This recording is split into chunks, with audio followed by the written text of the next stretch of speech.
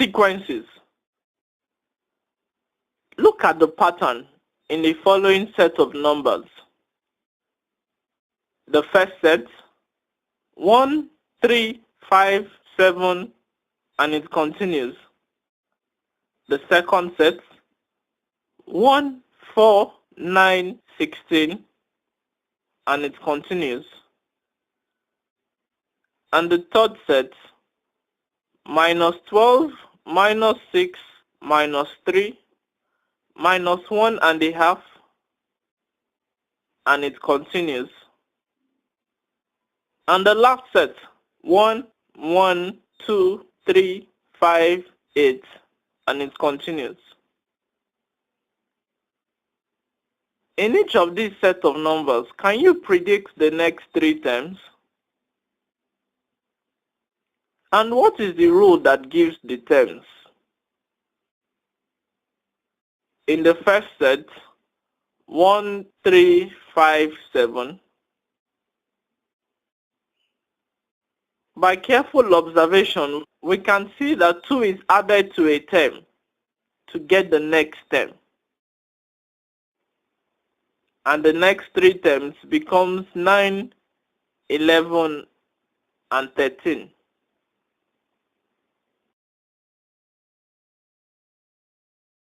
In the second set, 1, 4, 9, 16,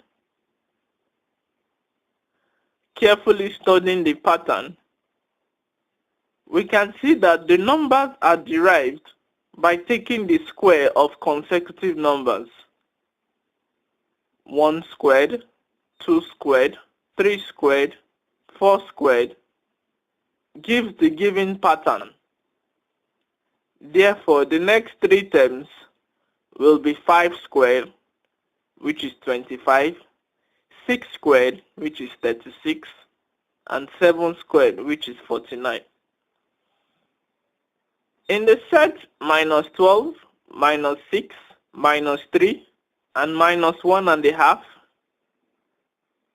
it is like the next term is gotten by dividing a particular term by 2.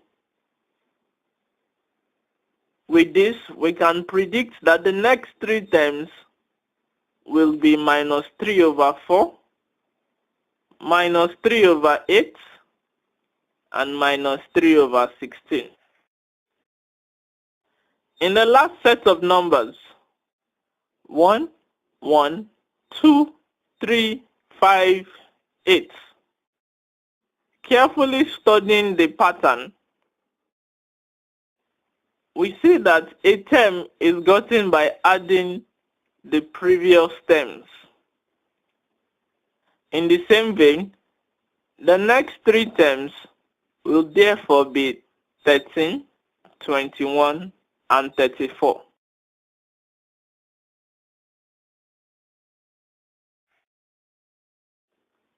A sequence, therefore, is a succession of terms in such a way that the terms are related to one another according to a rule.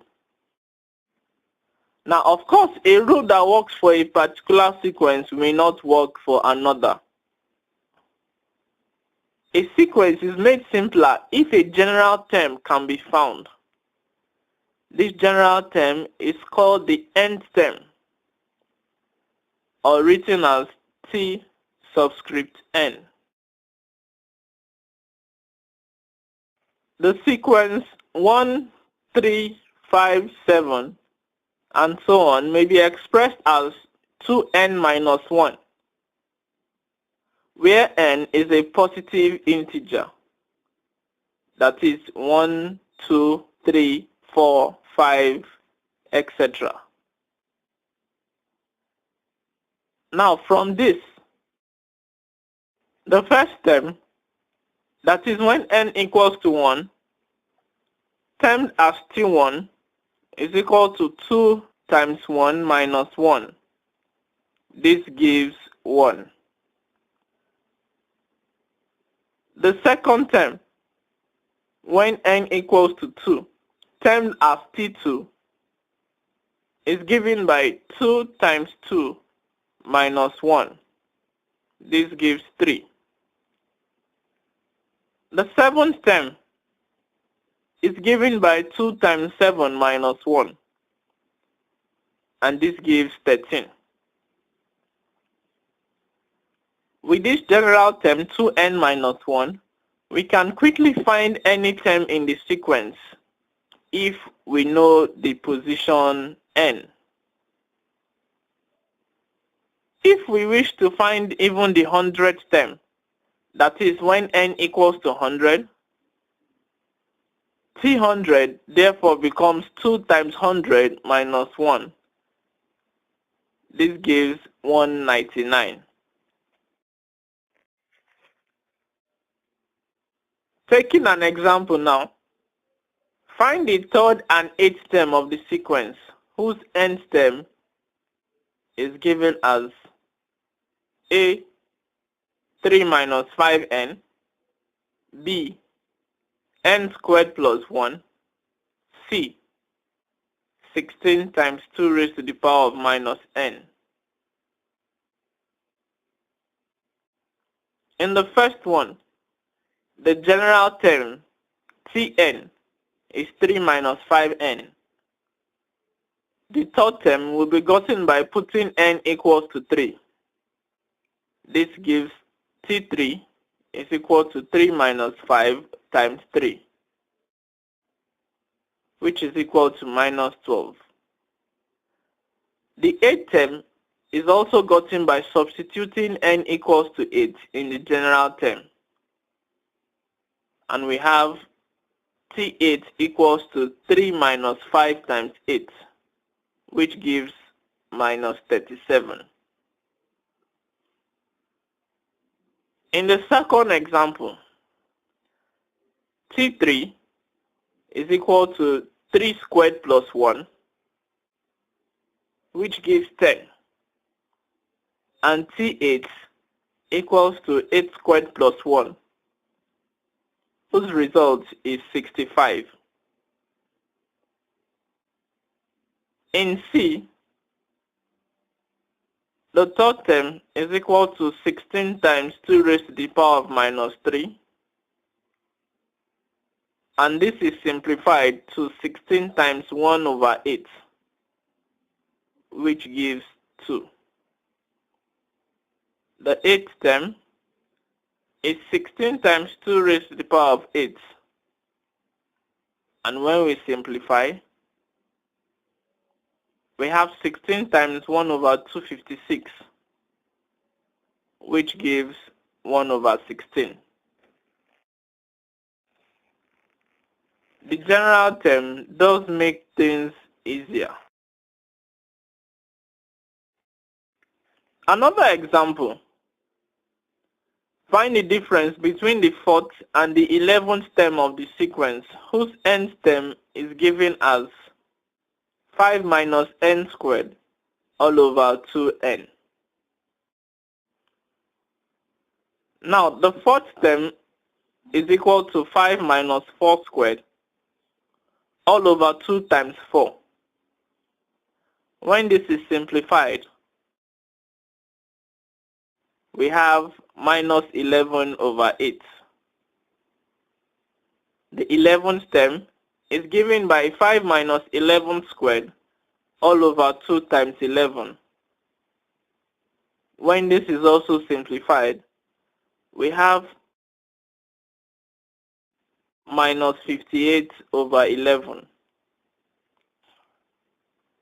Now the difference between these terms is minus 11 over 8 minus into brackets minus 58 over 11.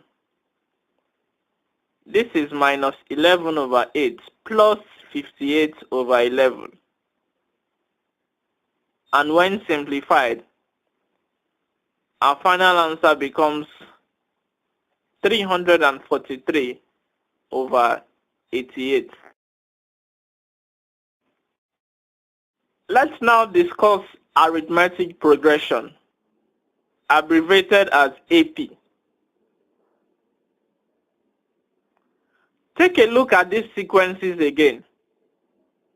2, 5, 8, and so on, and 21, 19, 17, 15, and so on. In the first sequence, we observe that 3 is added to each term to get the next term. And in the second, we can observe that 2 is subtracted to get the next term.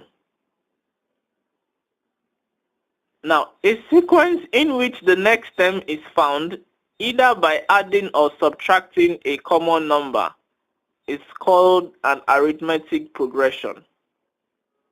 Another name for an arithmetic progression is a linear sequence. Now, this common number that we add or subtract is termed the common difference, D.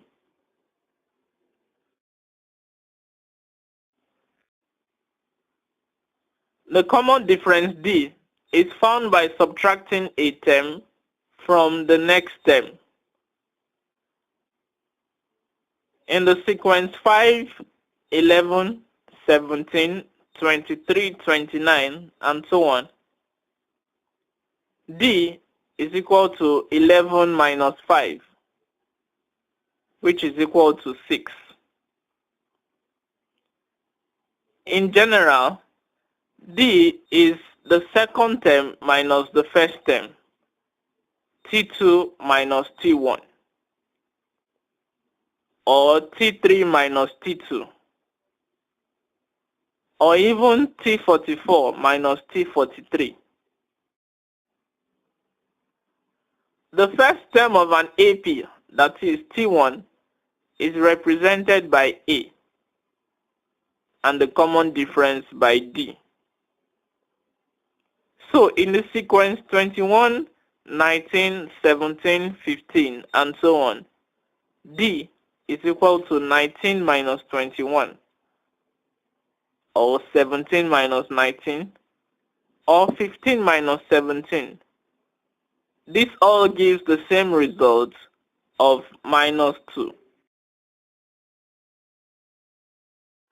If we observe the pattern for a general arithmetic progression, the first term is equal to A.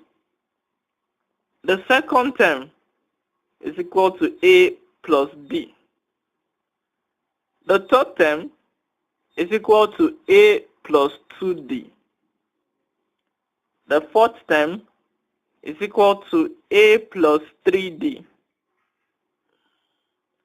The nth term will now be equal to A plus n minus 1D.